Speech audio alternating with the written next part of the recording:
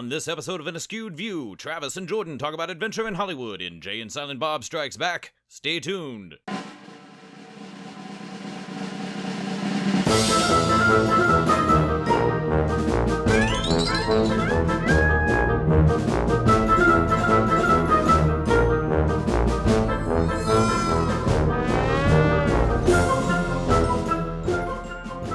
Hey guys, Travis Hayward here with That's My Entertainment, and we are back for another episode of An Askewed View. I'm here with Jordan Brandis, as always, and we're here to talk about the guy we love so much, Kevin Smith.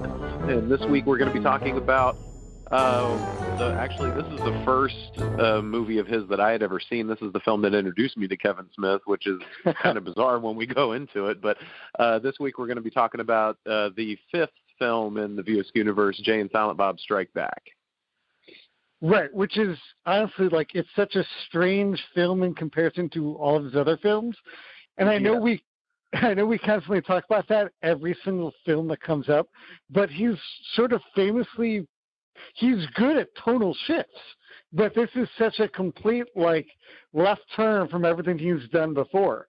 Yeah, I totally agree. This is in regards to his other films, up until this point, he had made, all of his films were comedies, but they were all sort of grounded in this, more serious real world-ish. Before we get deeper, for those that don't know, let's explain exactly what Jay and Silent Bob Strike Back is, because it was meant to be something else completely. It was meant to be sort of a swan song to the View Askewniverse. It was, yes. At the time, Kevin had wanted to retire the characters. He felt that, he can't, every movie he makes, he can't, continue to go through using the same characters the whole time. At that point in his life, he kind of felt like he wanted to move on, make new things, go into new directions. At this point, this was meant to be kind of the swan song to the View Askewniverse, just kind of say goodbye to everybody. And he thought, what better way to do that than to give Jay and Silent Bob their own movie. The two characters that have shown up in all the previous ones is kind of the side guys, the comic relief guys get to have their own, their own movie where they're the stars. And it actually ended up paying off in a really big way for Kevin. This is honestly in the whole list of his filmography, this is actually one of the more successful ones. So financially, well, it hit at just the right time. It really was sort of the kind of movie that was being released at that time. It was very it was very raunchy, and it had almost everybody in it that was big. All the major heartthrobs and whatever, they all show up somehow. It's true. Yeah, it's true. Yeah. But all right, the real question is though, does he succeed? Is it worth it? Yes, he's best at the box office, but in hindsight, are people still talking about it? Oh yeah, absolutely, 100%. This one, honestly, I feel like this one is this one and Mallrats, I feel are like the two that I hear talked about most of the time, or at least that I hear quoted most of the time. In fact, it's definitely very quotable. This is one of the most quotable movies I can think of. Absolutely. And especially also, the Jay's little song at the beginning, the fuck, mother. I was going to say, that is, if you know nothing else about the movie, you can probably sing that song. Exactly. Everybody knows the words to that song. So. $15, little man, put that shit in my hand. In my hand. That song single-handedly introduced me to Morris Day in the Time. This movie introduced me to Morris Day in the Time. Me too, and I actually wanted to talk about that too at some point tonight, because this movie, I thought that, at least growing up, getting to see this movie and then eventually growing up and watching Purple Rain and getting to understand those references and what that actually meant to Kevin and why he decided to include them. At the time when I saw it, when I was a kid, when I saw Jay and Silent Bob Strike Back, that was a reference that went over my head. I had no idea. Oh, completely.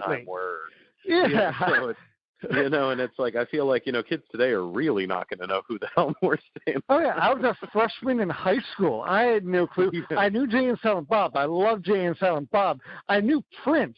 I had no clue who Morris Day was. Yeah, and it's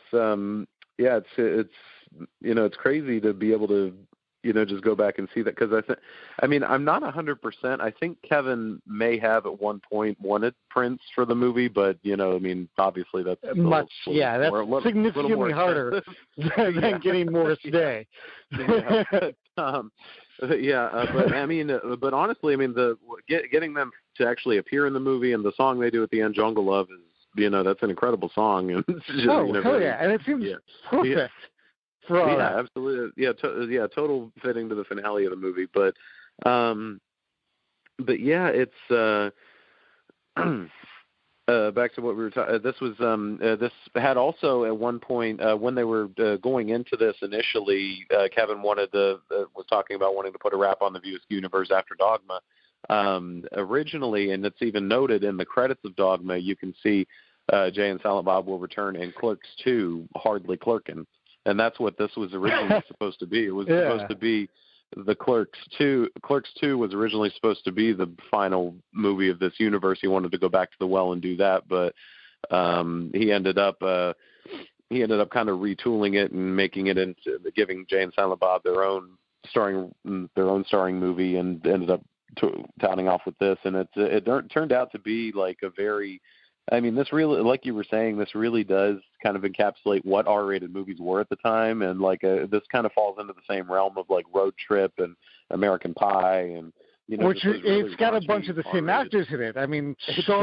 Sean William Scott shows up during the even the Scooby-Doo thing, right? You got one guy from Buffy is in there. You got Faith also from Buffy is in there.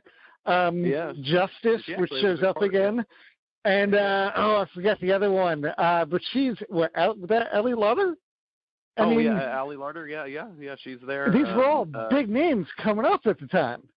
Oh yeah, absolutely. And like half the cast of American Pie is in this movie. With Sean William Scott and Shannen Elizabeth. Right, either as themselves or like it's the pie fucker. Yeah, exactly. Yeah, your direct references to American Pie. Yeah, it's so many. And Dawson's Creek.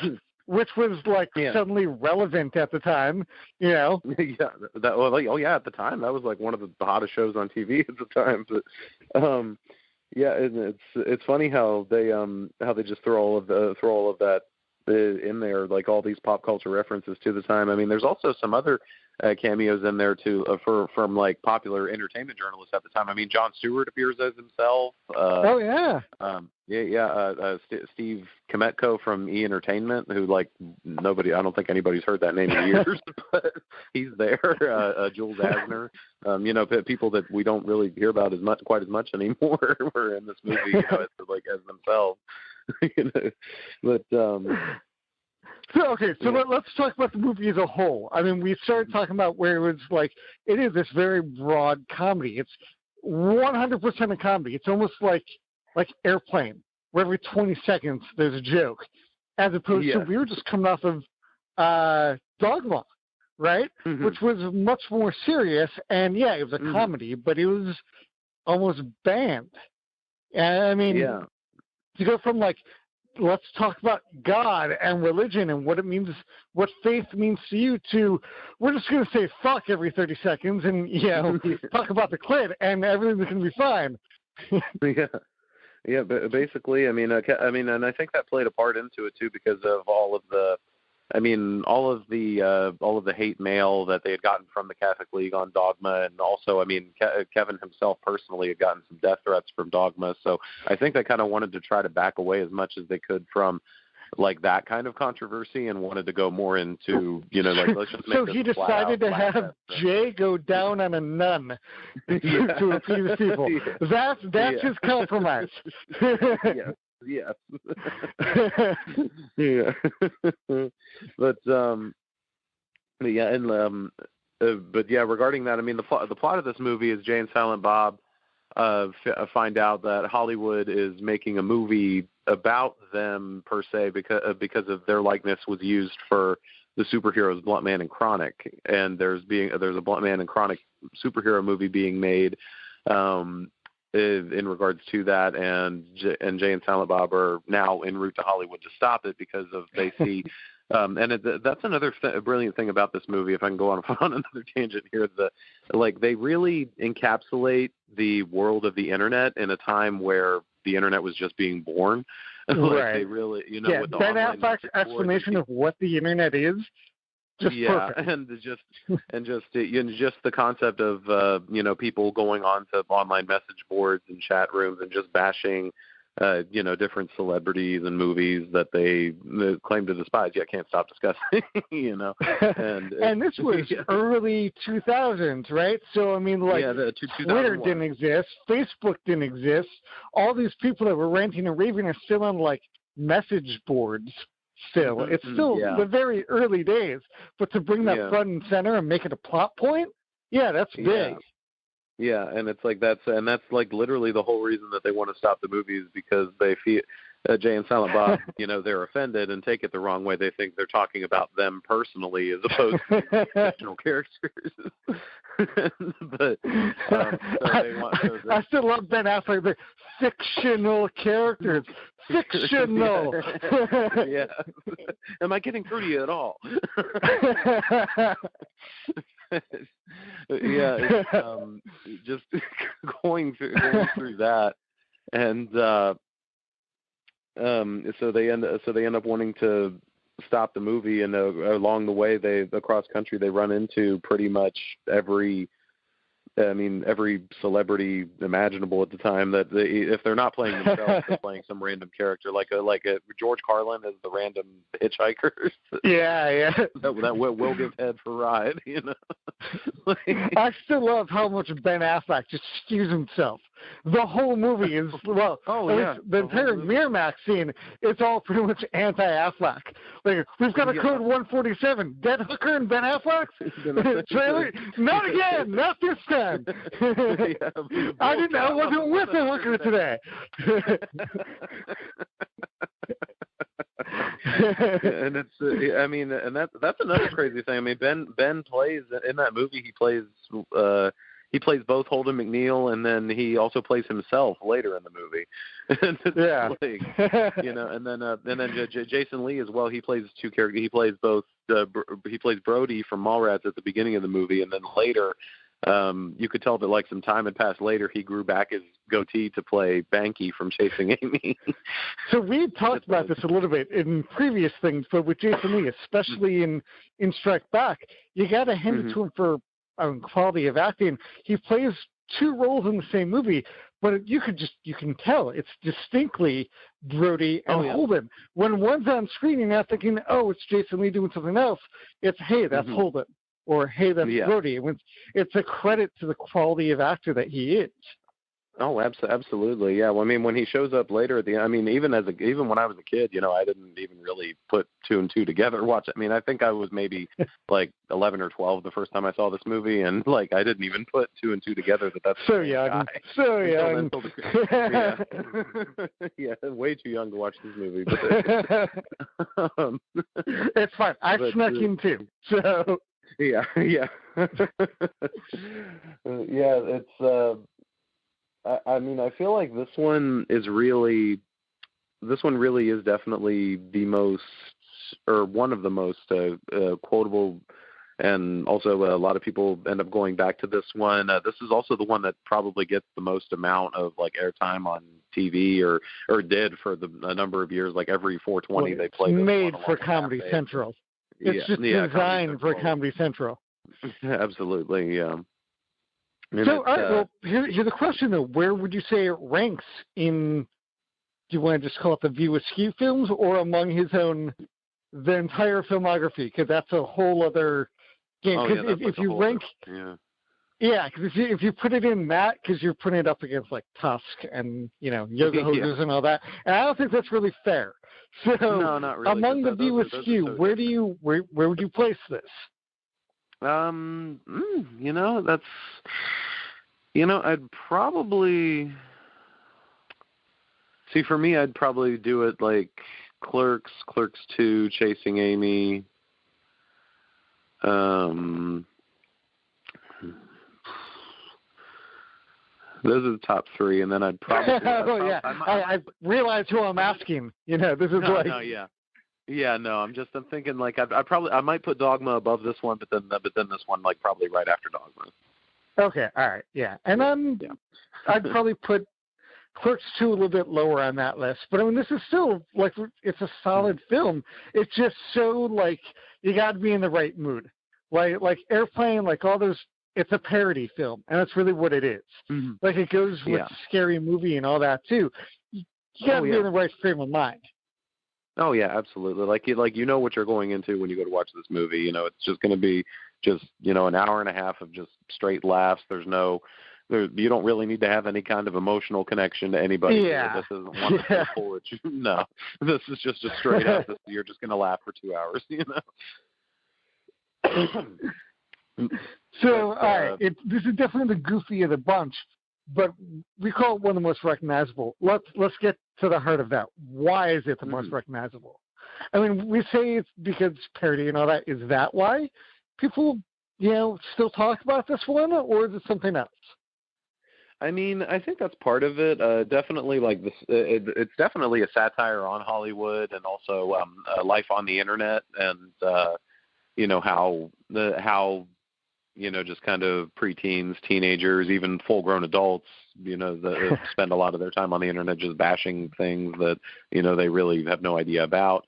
And it's, it kind of attacks that culture. And that's really, I feel, is even more relevant today because literally everybody is online, like almost 90% of the time today, So it kind of, like this movie is actually in some ways more relevant today. I mean, there's some things about it that are pretty dated. There's like there's a couple of jokes in it that can be taken in like a more of a homophobic light, which wasn't what he was going for, but when you watch it, you can kind of see that. The era and who's saying it, and yeah, and it's actually it actually kind of comes off that way as an accident because there was initially a subplot where the gang of girls was originally they were all lesbians and in relationships with one another. But all of it's on the DVD and the deleted scenes, like you can see all of it. But because Kevin had decided to abandon that subplot and just take all of that out. There's a couple of lines here and there, like when Justice tells Elijah Dushku's character, like, "You are so gay," like that was right. That was actually meant to, it wasn't meant to come off as a hateful thing, Well, yeah, but then one of them turns into a love interest for Jay, so you kind of have to abandon that subplot. Oh yeah, exactly. Yeah. But at the same time, there are so many subplots in this thing. This movie takes so many, like, just tangents. Just because, but it works, Like you meet the girls and then they go, they steal a monkey, which, as amazing as that is, somehow ties back into Mallrats. It does actually, yeah, because it's in the closing scene of Mallrats. Bob walking away with the random Suzanne, yeah. Suzanne, yeah. And they even remember the name, but that's actually something else I wanted to touch on. This movie actually borrowed a large portion of its plot. That whole monkey stealing plot was taken from an early comic book that Kevin did that some people may remember is called Chasing Dogma, and which was a 4-issue run that was written to bridge the story between Chasing Amy and Dogma, just kind of like a fun little companion piece. In those issues, it doesn't fully adapt the comic, but in those issues, there's a large chunk where that involves Jay and Silent Bob stealing the monkey, and they're being pursued by a federal wildlife marshal. So canon, not canon. I mean, as much as that fills in the gap, it's clearly not. Yeah. Because otherwise they'd just be repeating the story. Yeah, they just So yeah, I feel like that comic is no longer canon because of this movie. But, it's kind of funny. It is a great comic, though. I remember when that first came out, I bought it immediately. Oh yeah, absolutely. It's fantastic. All of the Clerks comics are, and there's even a volume of it where all of them are included together, but yeah, it's kind of funny because like even people got on Kevin about that in his Q&A DVDs and stuff, you know, like, oh, you just stole that from the comic, man. It's his own work. I mean, they get on him for stealing something from himself. Yeah, from They're himself. just complaining to complain. Yeah, he's like, I came up with this shit anyway. Fuck you. Pretty much, he's got artistic license. I'll let that one slide. Yeah, yeah, but it's crazy how they were, you know, like, I mean, I love that that he was able to do that and still be able to pull it off, and it still, I mean, it's goofy as hell, but it still comes off insanely funny, and that even adds to it with the federal wildlife marshal in the movie played by Will Ferrell, in one of his fairly early roles. It was actually, like, this was definitely before he became, you know, the movie star we know him as today. This was probably during the time he was on SNL still, or he had just left SNL, or somewhere along those lines. Like, I think Night at the Roxbury may have been his only other movie at this point. Right. He was big, but he wasn't Will Ferrell yet. Yeah, he wasn't, like, the movie star Will Ferrell yet. But yeah, he and I mean, you know, he has a fairly large role in this, you know, Marshall Willenholly, but which is another fun joke of Land of the Lost fans. Which he later starred in. Yeah, that's another crazy part. He would go on to play Marshall in the Land of the Lost after being Marshall Willenholly. Endlessly prolific.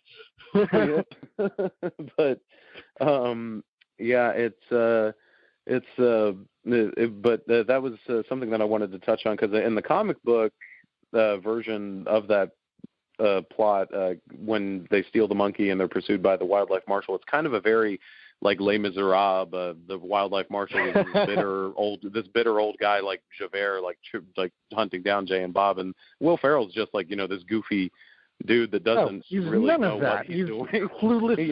He's spent the whole time clueless, and it's more it tries to feel like The Fugitive, and they flat out reference The Fugitive at one point.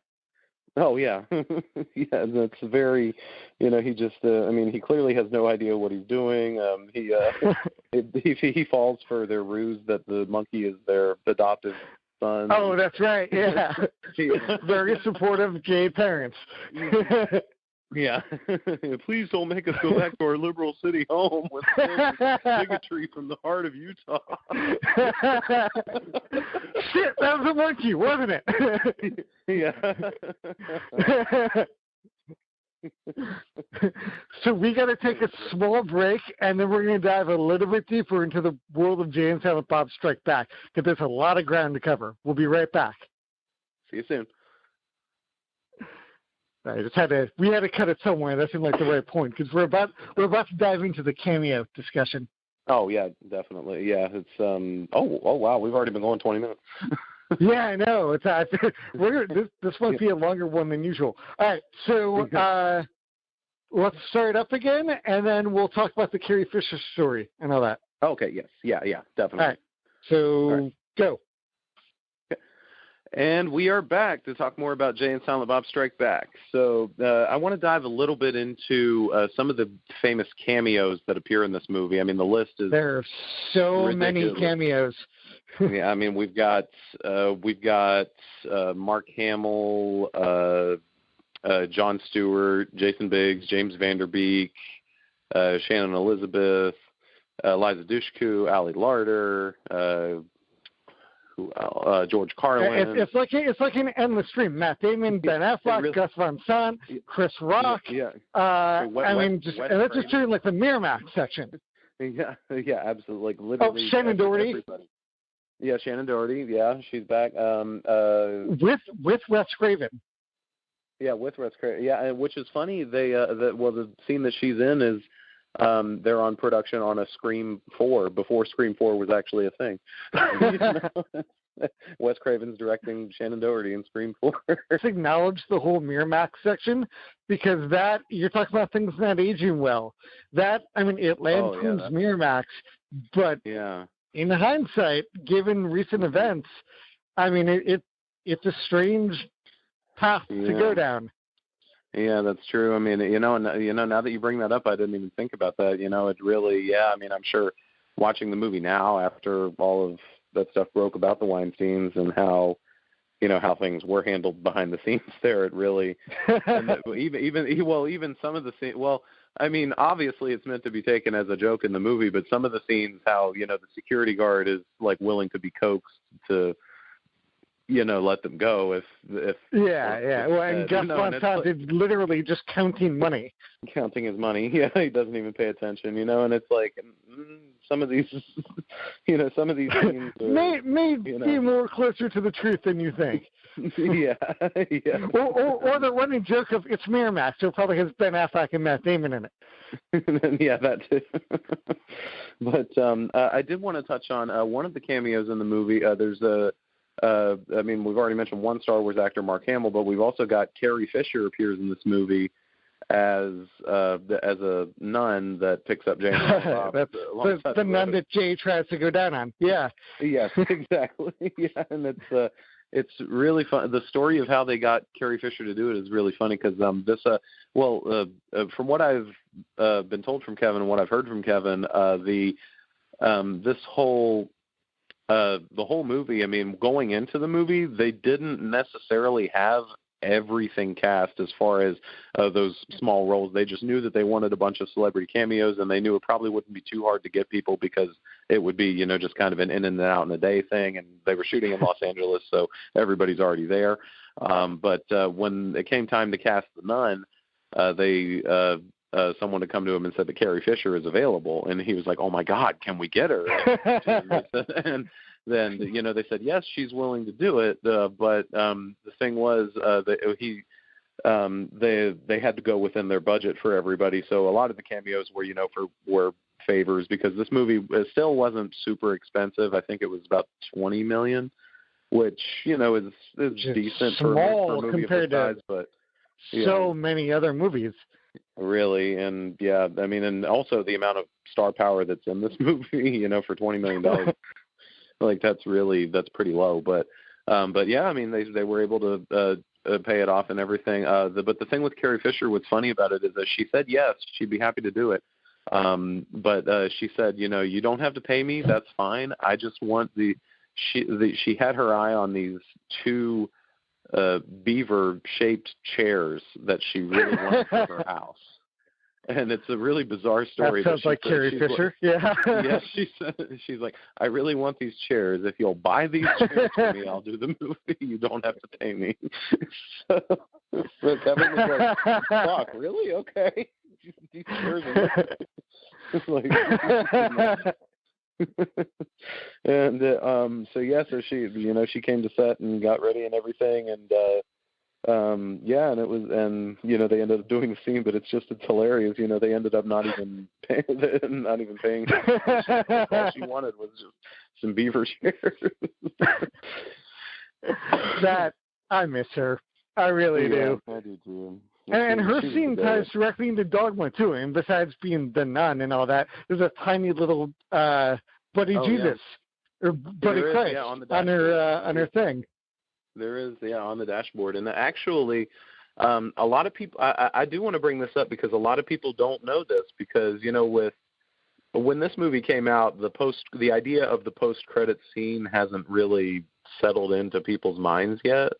But this movie has a post-credit scene, and a lot of people don't wait for it, because at this time that wasn't really a commonplace thing to do. But there is a post-credit scene. Years before people would expect that.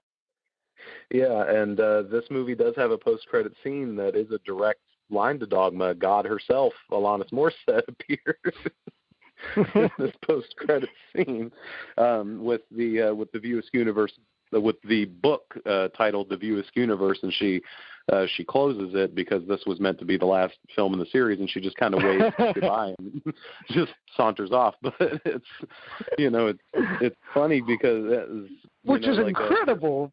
Albeit not true anymore. Yeah.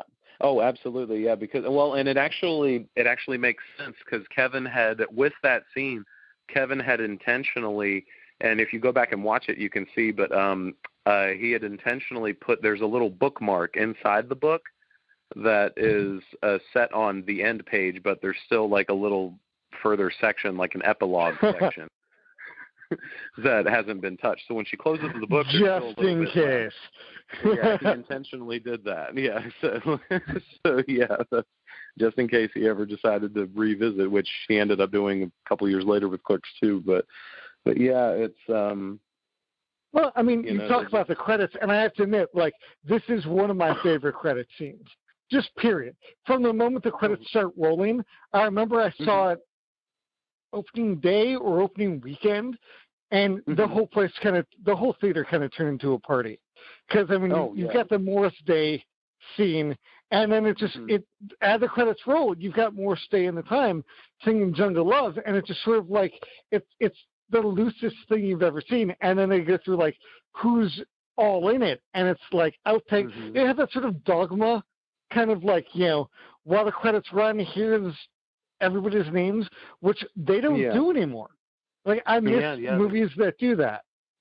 Yeah, I do too. And Kevin actually talked about this recently because he does that again in Jay and Silent Bob Reboot with the credits. He said that, like, his inspiration for that actually came from a lot of Burt Reynolds' early films did that, like with Cannonball Run and I think The Longest Yard and some of those movies, like they would do that with their credits. They put like the outtakes with the actor's name over it, and just kind of a way to show the audience, this is what making movies is like. This is us having fun, like we're having the time of our lives doing this movie. And that was one of the things that like encapsulated Kevin as a kid and wanted him to, made him want to grow up to be a filmmaker. So he wanted to be able to include that in his movie as well. So that's where that ended up coming from, and I think it's. It's awesome. Well, with this especially, it feels like a curtain call. Like, it's not just the View Askewniverse, but here's everybody that was involved, big and small, and there's a ton of, even in the minor throwaway roles, there's a bunch of big names in there. Oh, there are, definitely. 100%. I mean, like, Tracy Morgan has one of my all-time favorite. He's on screen for like 2 minutes. But he's got one of my all-time favorite cameos. And it's like, I don't know what you just said, little boy, but touch me right here. Yeah. Give me the map, Scott. Yeah, it's crazy how just like those little tiny things. And I mean, and not even just the big names, but there's a scene near the end where they're all coming out of the theater of the Blunt Man and Chronic premiere, and it's all of the characters come out. Like first Dante and Randall walk out, offer their 2 cents on the movie, and then Banky and Hooper from Chasing Amy walk out. Which solves that thing. That puts a cap on that. Yeah, that answers that question. Just full on answers that question. And then Trish the Dish from Mallrats and her sister Alyssa Jones from Chasing Amy walk out, and just pretty much everybody from the other films just kind of appear there. Oh, and also Walt and Steve Dave walk out. Yeah. And then, one last. Tell him, Steve Dave. Yeah. Will you stop saying that? And I also want to point out, also right as the movie's letting out, you can see Scott Mosier as Willem Black looking at the lights and saying, "That's right. Yeah, Snowball. Yeah." It was just, I think it was the beginning of Kevin's meta phase. I mean, he's always he made comedy, but he wasn't self-referential really until this. Yeah, this was kind of the first one where he's like, okay, we're going to poke fun at ourselves, And he did it well. I mean, did it with enough that like it's not bashing, but you've got enough history to play on that you can really riff yourself. Yeah, definitely. And I mean, there's even like some references in this movie where they directly just look at the camera. A Jay and Silent Bob movie. Who would pay to see that? Or when Ben and Matt are Ben and Matt are getting ready for their Goodwill Hunting scene, and they're just like, sometimes you got to do the payback picture because your friend says you owe him. Just look right at the camera. Yeah, right at the camera. That's still one of my favorites, like applesauce, bitch. Yes, that's one of the best. There needs to be at some point in time. There needs to be a Good Will Hunting 2 hunting season. like they have to. Well, that scene too. They keep going back to that, and I know we've talked about this in the past. They refer to Jay as a little boy. They're moving him as extras in the background. All right, here, little boy, here you go here. Like it's a running joke in the film. It is, and it's crazy how they keep referring to little boy, little kid. Yeah, and it's, something else I should point out as well. I just thought of this while they were filming this. Like literally, I want to say, it had to. Yeah, they would have had to have been shooting at the same time because Jay and Silent Bob actually have a cameo in Scream 3. And they're wearing that's just perfect. Yeah, and they're wearing the same outfits that they do in this movie, so they would have had to have been shooting at the same time. And I was like, this just now occurred to me. I'm like, that's how they were able to get Wes Craven to come over and do this movie because he was there. It's probably down the street. Yes, yeah. Yes. Okay. Yeah. I didn't mean to go off there. That just. Like the light bulb went off. Well, I mean, this goes back to the time and the place that it was. Scream was at the height of its popularity and sort of closing the book on that. Then you got Jay and Silent Bob closing the book on that. Yeah. These were my high school years. So for me, it was such an insane, crazy time to have all this going on. And everything Scream's rated R, too. Like, it's a kind of film you don't really see anymore, in an R-rated comedy. Those are pretty much just fallen to the wayside. They really have. Like these days, it's really more or less PG. Like they really push for the PG-13 because they want to get more butts in the seats. But it's they want that teenage crowd to be able to get in. But I mean, honestly, when it comes to comedy, I feel like you can't really be censored with it. You got to keep pushing it. Yeah. But I think that kind of shows during the whole the Bluntman and Chronic scene when they're there. I mean, you're talking about like Jay literally tokes up on screen, punches the villain in the balls, and and then wreaks havoc with a fake lightsaber. It's amazing. Yeah. Yeah. And you got to admire that scene is single-handedly made in like a single frame, reference both Star Wars and Batman the Animated Series in a single frame. Yeah, exactly. And I mean, and what's crazy is, I mean, this was 2001, so very shortly after, but I mean, they make a direct reference to the Phantom Menace in this as well. And Mark Hamill rolls his eyes after, call me Darth Ball. Mark Hamill just rolls his eyes.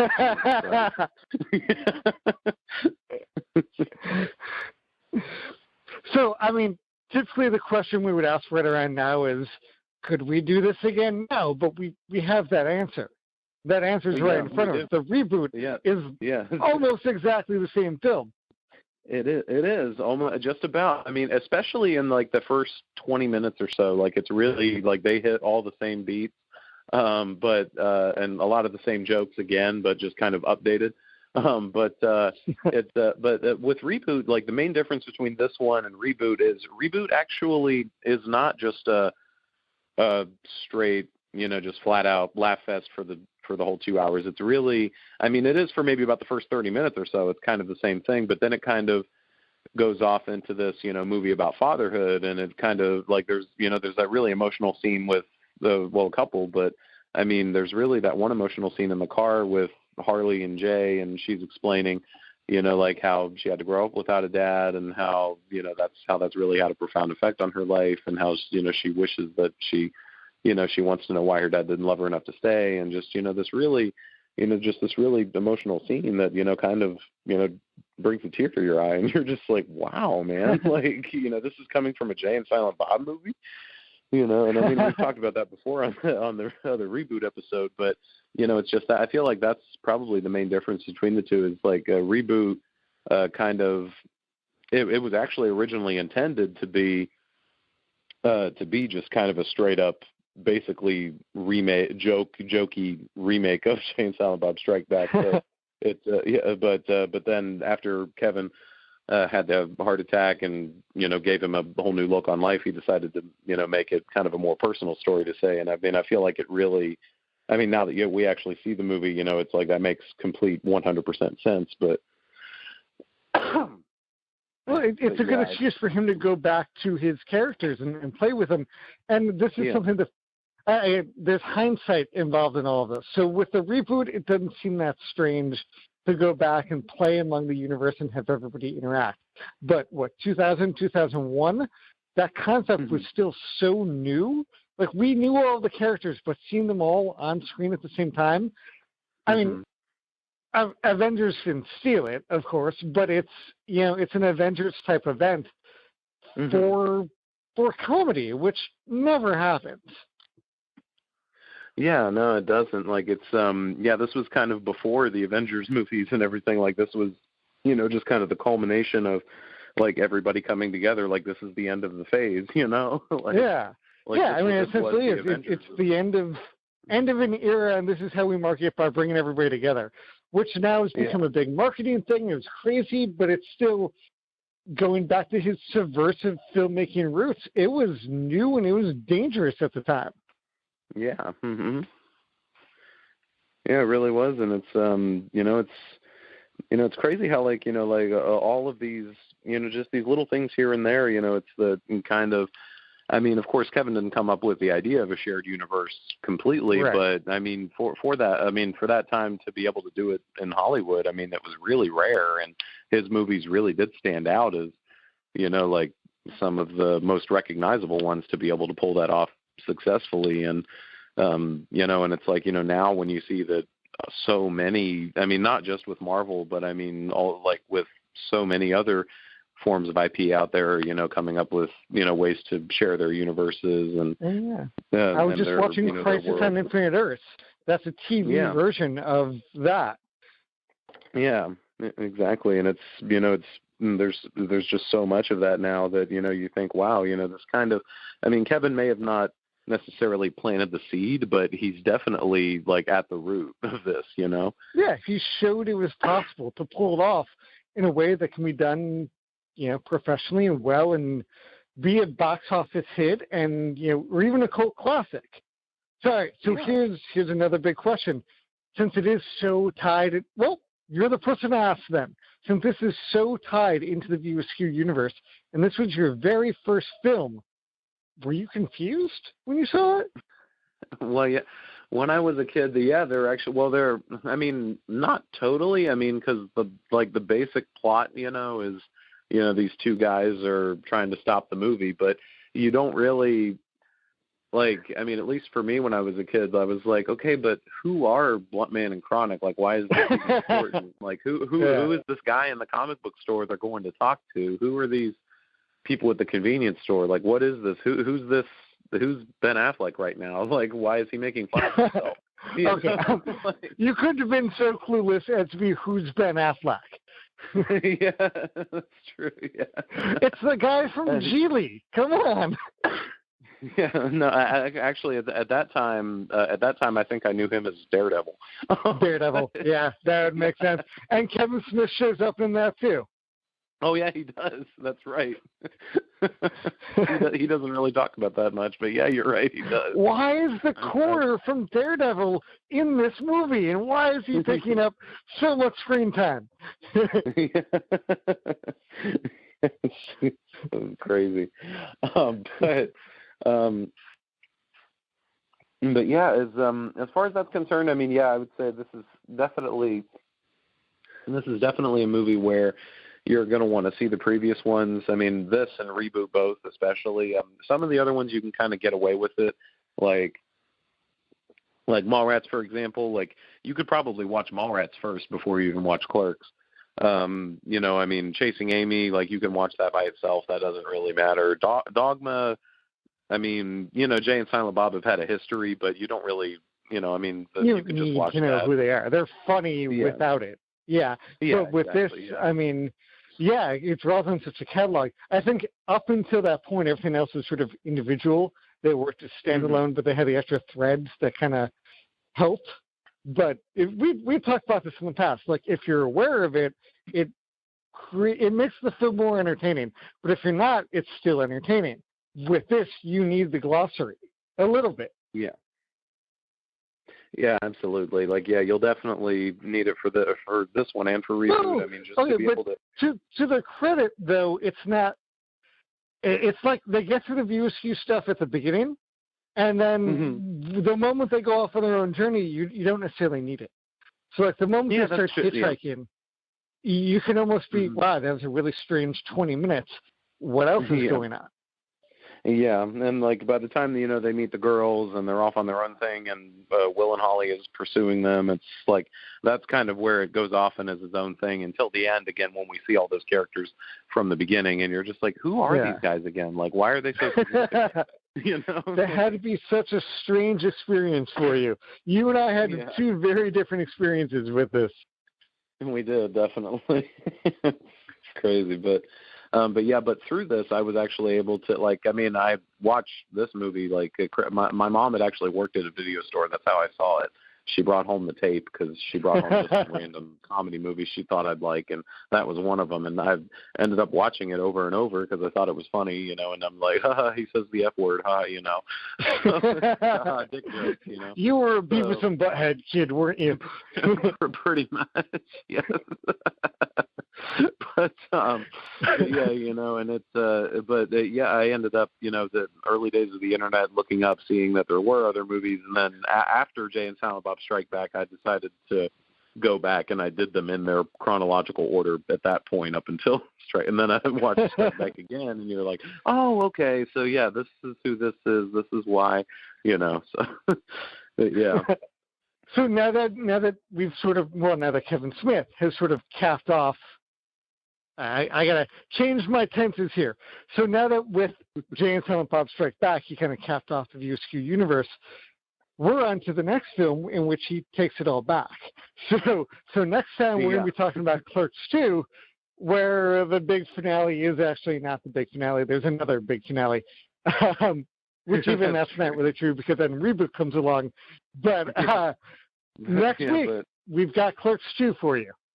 Yeah, we do. Yeah, and honestly, I mean, I'm really excited for this one. Clerks 2 is honestly, Clerks 2 is tied with Clerks as my favorite of his films. Like those two are they stand together for me. So I'm really excited to dive into Clerks 2. I love this one. I've probably seen this one the most out of all of them. So I'm really excited to talk about that.